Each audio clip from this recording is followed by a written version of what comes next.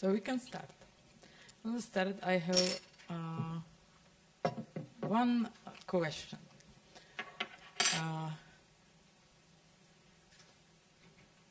One short question. Can you explain our audience basic differences between Enviro monitoring and biomonitoring? Yeah, maybe I can start. And first, thank you very much for this event and very interesting two presentations. It was really a pleasure to hear, and I'm very pleased to be here. So the basic difference is what is measured. So in environmental monitoring, the air pollution or pollution in food, in soil, water, and is measured, and biomonitoring measures chemicals or even toxicological endpoints in human biomonitoring, but also in animals. So that's very basic difference. Maybe if you want to continue more specifically, but it's clear that environmental monitoring measures exposure, and human biomonitoring measures internal exposure and effect, and in some cases also genetic susceptibility to exposure, so the individual effect. Just to substitute one thing, that we also measure the effect on the health. So what the exposure to some chemicals really have in our body. So which kind of disorders can develop after exposure. So the effect. Or exposure outcome. Yes. Siva, what is the situation in Enviro and the biomonitoring in Norway? Do you have some regulation on some legislation on some, I don't know, biobanking for Enviro solution, for bio samples? I don't know. Yeah. You can start, Siva, if you want, but I can also answer. Siva just joined our group this year. Sorry. So he's excellent expert. We are very pleased to have him, but he's not yet fully familiar with Norwegian monitoring system. So I think there is the largest biobank actually in mobile in Norway, mother-child and also fathers. I think it's up to 300,000 people, the pregnant women. That's only one biobank which is known. But what is very interesting there is that these samples are stored, and the scientist or even medical or clinician can apply for the project to use this biobank and samples for their research. So it really has a great potential for finding outcomes from the exposure.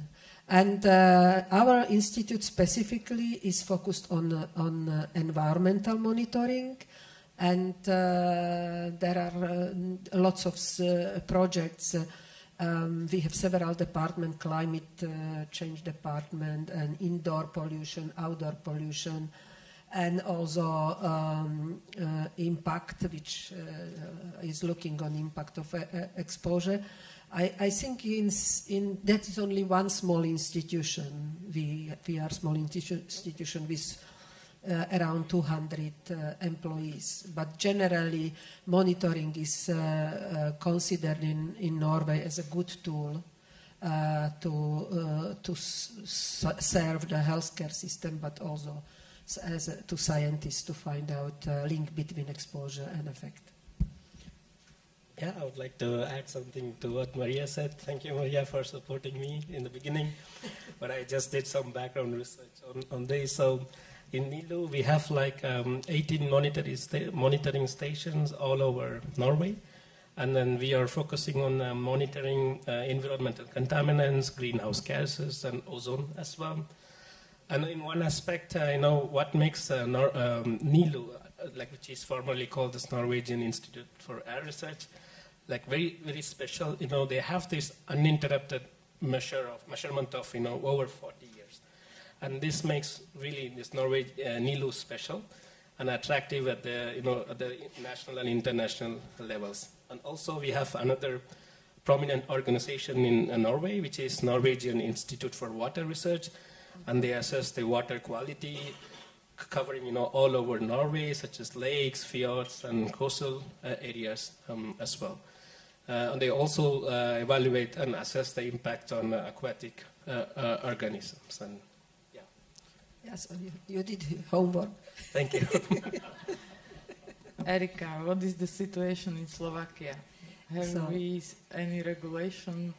So yes, we have some regulation, of course, because our environment is monitored has been monitored for a quite long time. However, we don't have actually the general maybe plan for biomonitoring. So the data used today are based on the results of the projects working on the biomonitoring. However, in 2019, the government of the Slovak Republic approved the action plan for the environment and for the health. And the exact result of this plan is the establishment of the national program for biomonitoring. And this biomonitoring should help with the policy makers to maybe prepare some regulation, general regulation, yes, used in the whole Slovak Republic. In the 2023, it was a conference in Budapest organized by WHO, and this conference, the main topic of the conference was the establishment of the maybe widely used parameters and some criteria for realization of the biomonitoring worldwide, and the result of the conference was the so-called Budapest Declaration. So probably we should follow these regulations, and now we are in the time of the implementation of the national program and also of the requirements or of the main maybe recommendations which were prepared in past. Thanks. What about the data? Dominic, when you prepare your mask, you need the data about environment, about air, from what type of repositories of data you take the data from Slovakia? Right, so if we talk about the impact of air pollution on human health, there's plenty of epidemiologic studies that to a certain degree says one thing. The air pollution is linked with many different types of diseases, and the reason why is it, the effect of air pollution on our health is very complex. So the lungs are just initial organ that gets in contact with chemicals, but then many small particles and also toxins and carcinogenic chemicals can bypass the layer separating the blood vessels from the epithelium of lungs, and thus can be transferred to literally every cell in our body. And there was one particular research that caught my attention. They found fine particles in neurons in our brain.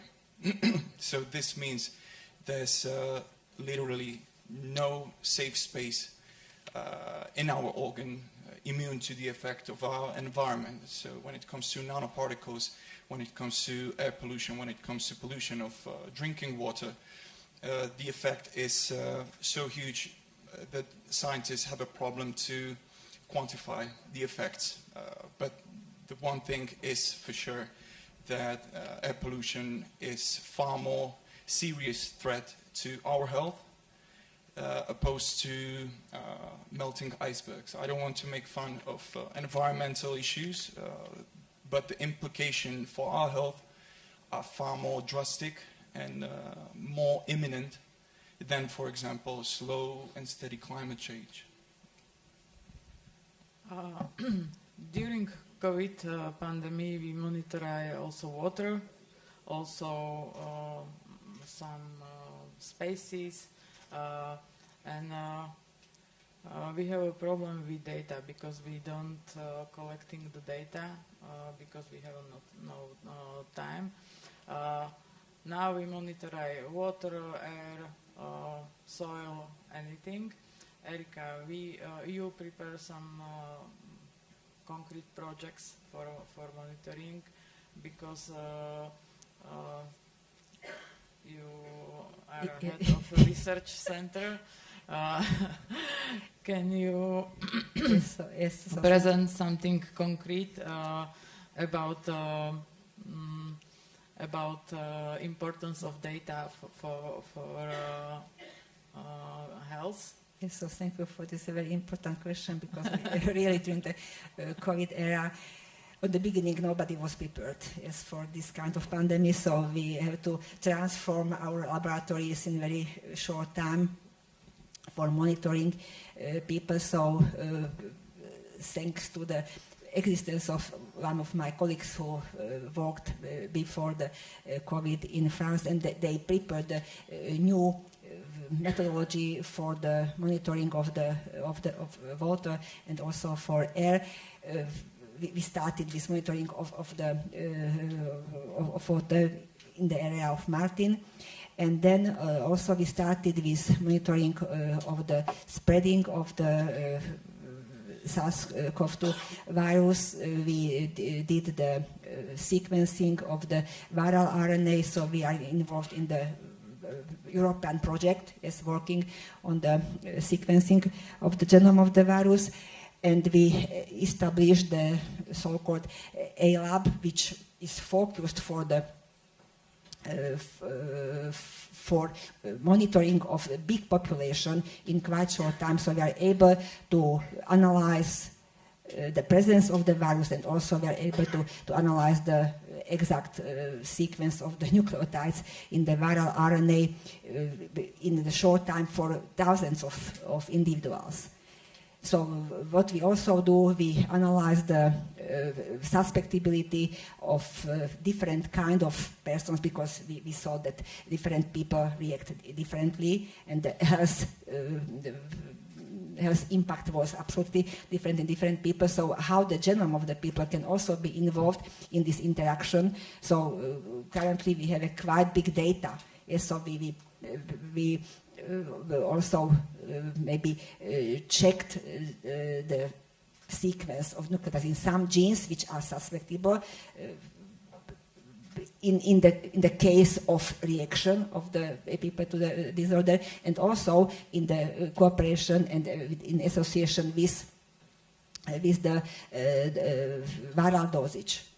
So we will see, because this is really, so we are working with a big data, and we need the help of our bioinformatics, because it is impossible to just evaluate the results or the data we have, and also we also need the very good AI, which is able to really compare the data taken by the analytic equipment based on the different points of view. When we talk about gene sequencing, I find and the word environmental DNA. We know DNA. What do you think about environmental DNA? What is it? Yes, you know that we are part of the big biome. Yes, so there are many different organisms in the world. If you look just at our bodies, so everybody of us has some genome. Yes, we know it. However, we have approximately between 1 to 3 kilograms of microorganisms which are the so-called symbiotic bacteria, or also other some kind of viruses. And we know that there are some association between some disorders and between the presence of some microbes in our body. However, we don't have any imaging. So how the different genomes of the different organisms which really host our bodies really can influence our health and also different kind of disorders. And also, there is a big aspect of what we eat, because we eat also different kind of food, plants or different kind of animals. So, and also, the DNA appears in our bodies. And what is this kind of influence? So we don't know. So this is on the beginning of exposure to other DNA. Yes, of course. Yes, of course. So this is a question maybe of today's research. Yes, it's very interesting. However, we are just on the beginning of the long way. If I may, just to jump into discussion, don't quote me on this, but there was a study that showed pretty drastic success in improving patients with pre-diabetes and type 2 diabetes once they were treated, so-called, with the right microbiome in their gut. Yes. So the very illnesses and almost diabetes is one of the major problems for public health as well as healthcare in general, can be treated by adjusting the gut microbiome, which is very interesting for me, coming from medical school, and only certain types of treatment are currently used to treat patients with diabetes. So this is very interesting for me. Yeah, I can say that this is future in our human biomonitoring, and then it's excellent that you do these kinds of front research. And also with coronavirus, I think there might be some other European or world countries who did it. So it's important to make a huge database and make data fair, what we call the findable, interoperable, accessible, and reusable. So that's the biggest problem in science generally, but in human biomonitoring, there are so many data, large number of data. So if these data are accessible, that could be combined with other studies, that the outcome can be really interesting to see. Yes. And I should mention that is the function of the bioinformatic engineers is essential. Yes. So we provide the DNA sequencing in the cooperation with the research park in Slovakia, because the research park and the employees of the research park were the leaders in the whole project. And they have many very good bioinformatics. Yes, and when we talk about new position, new technologies, what do you think about new technologies in Enviro and biomonitoring? So we can see new sensors, for example, sensors for something, for chemicals, sensors for ozones, sensors for anything, IoTs for something, I don't know now. What do you think about new technologies, about the real-time technologies for monitoring? Real-time measurement, yeah, it's absolutely crucial.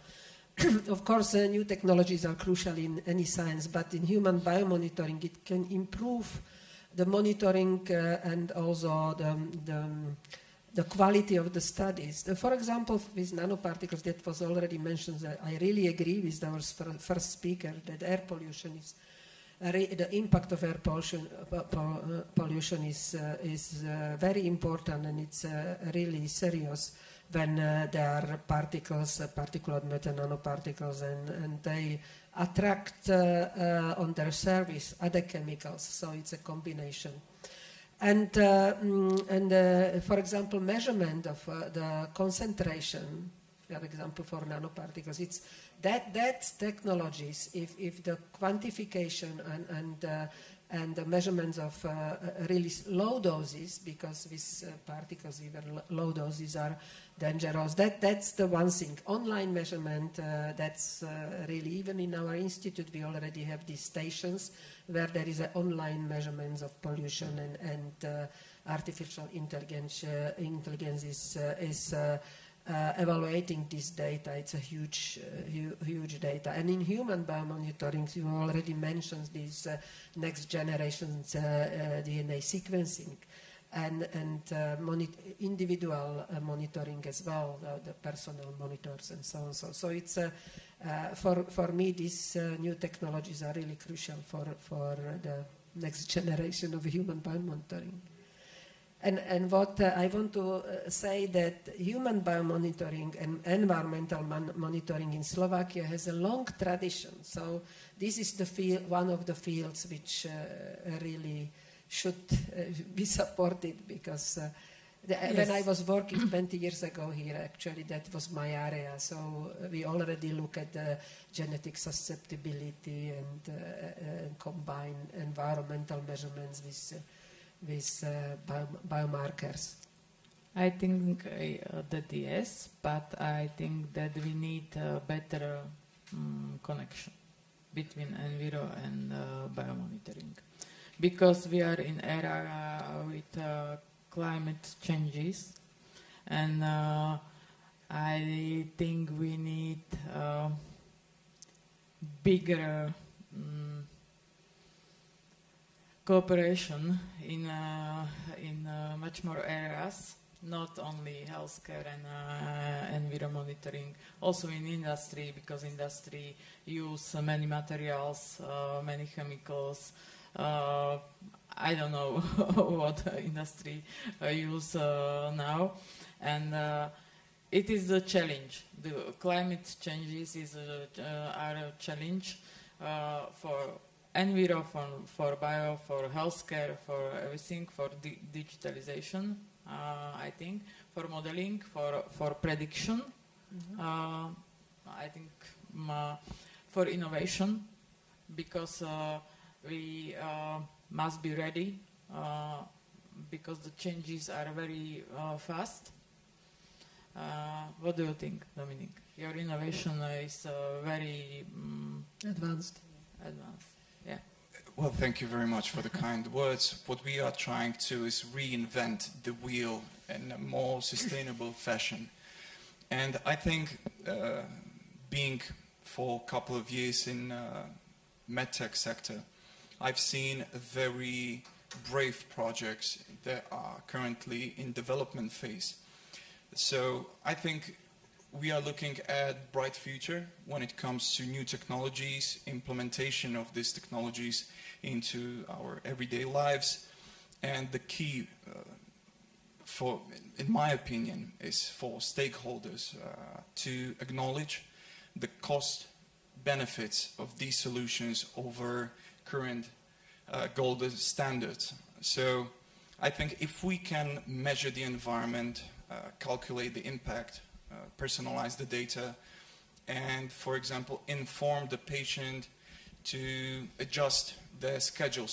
Simple as it may sound, it's very complicated to implement into the system, but once implemented, I think there's huge benefit for patients, the outcomes of their health conditions, as well as lowering the cost of medical care necessary to provide adequate standard of life. So we have many problems, our aging population, the costs, etc. It's been said. So we need to look for technology, affordable technology that can be implemented worldwide, and start gaining as a society out of new tech coming from universities, coming from startups. So I think there's a bright future ahead of us. So thank you for your words. It's very important to implement the new technologies. However, we are living at one world, and I think that the protection of the people is very important. However, to protect them, we have to decrease the amount of exhalates in all areas, and decrease the exposure to the exhalates, and it is very important for the really following of the climate pact or climate agreement, and it should be really followed by all countries, not just the part of the countries, because we have just one atmosphere, and what is happening maybe in China or other countries, so it has its impact everywhere. Yeah. So that means that really the collaboration, international collaboration is needed. And there are several initiatives in Europe, but also worldwide. For example, human biomonitoring project or PARC project recently, or even WHO there is a new approach taken from infection diseases, what it's called One Health approach, which would mean that we should integrate as many tools as possible, as many disciplines as possible, to ensure human health and environmental health and animal health. Because, as you said, everything is connected. So the same biomarkers can be measured in ecotoxicology or human toxicology, and so on. And also, Siva's presentation about this adverse outcome pathway approach, I think that's the future. And that's part of human biomonitoring. Yeah. Siva, what do you think? What trends do you anticipate in this area in the next 5 years? As the youngest, you need to your vision. Tell your vision. I can say in general. It's like as you said. When we talk about this satellite remote sensing with advanced sensors, they could become miniaturized with the advancement in microelectronics, and they could be affordable by, even in developing countries for comprehensive environmental monitoring. That's one aspect I see, and that's what I think, in general perspective. And also, as I said, about this eDNA, environmental DNA, so it's about collecting DNA from environmental media, but not from species. Like, it's non-invasive, so meaning that you could protect. It's particularly useful for endangered species, and you can protect them. So I see in such trends in the next few years in biomonitoring and environmental monitoring. Yeah. And last questions. If you have any question, use Slido, please. And my last question is, how can we raise public awareness about the importance of Enviro or biomonitoring? Dominic.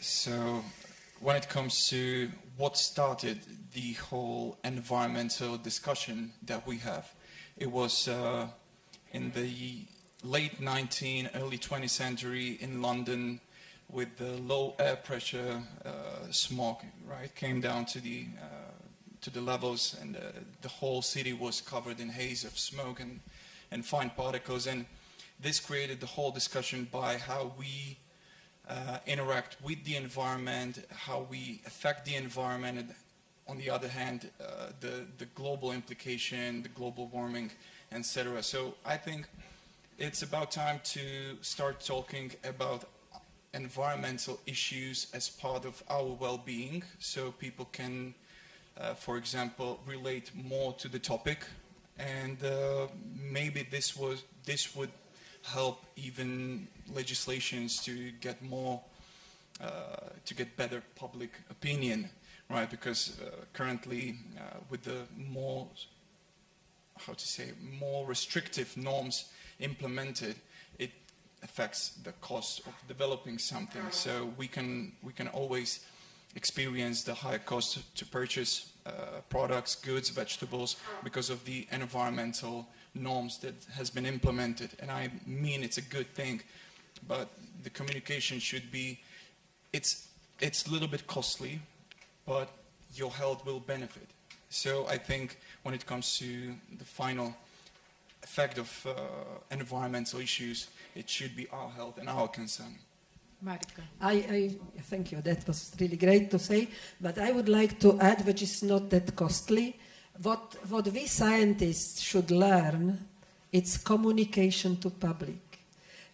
We have our own bubble, and we are so happy to investigate and to do science, and we can speak our scientific language, but we need to learn how to speak to public and communicate our results and knowledge and increase public awareness that then also, of course, in the circles or legislation can be changed. Because if something is, the power of public is strong, if they are aware, if we are aware as a society, then also there will be changes coming. So yes, and just a short comment. And Erika, we have to start in the very early age, so we have to educate the children how to live and schools, of course. Change the attitude to the environment. So that's all. Thank you. Thank you very much. Thank you, my colleagues, nice speakers. Thank you for all. Thank you. Ďakujeme za tento panel. Bolo to úžasné. Ďakujeme všetkým.